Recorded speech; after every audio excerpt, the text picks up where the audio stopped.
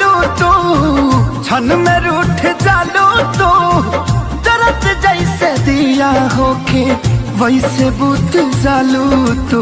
सूते न देलू सपनों रवाई हो न तहरा सुनाई हो। हमार दिल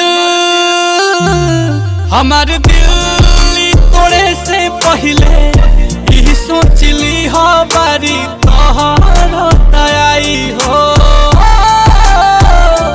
हमार दिल तोड़े से पहले यही सोचली हो बारी तोहरा आई हो।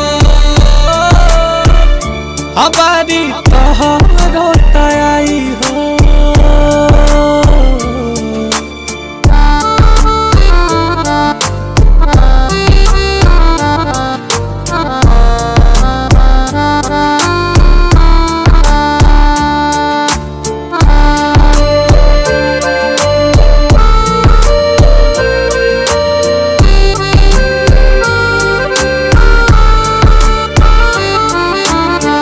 ओही दिन बुझाई तहरा कीमत प्यार के, तहरो के जाई के हो जब ठोकर मार के। रहब न हम खाली पैबू तो गम हो, फेरू नहीं आई कबो मौसम बहार के। बारू हर जाई हो कैलू बेवफाई हो। हमार दिल तू तोड़े से पहले यही सोचली हो बारी तोहरा आई हो।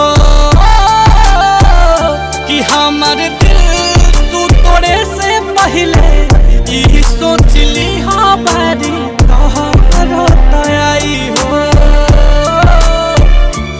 बारी तोहरा आई हो।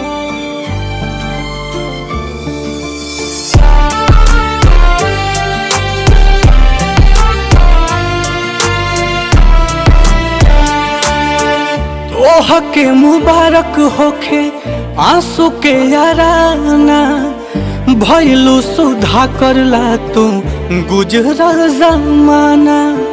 खुद से ही खुद के वजूद के मिटाइब, होई है नील कमल नहीं दोबारा दीवाना। दिखी न परछाई हो तख भर जाई हो।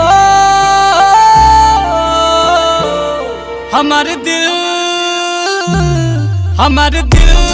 तू तोड़े से पहले यही सोचली हो बारी तोहरा आई हो।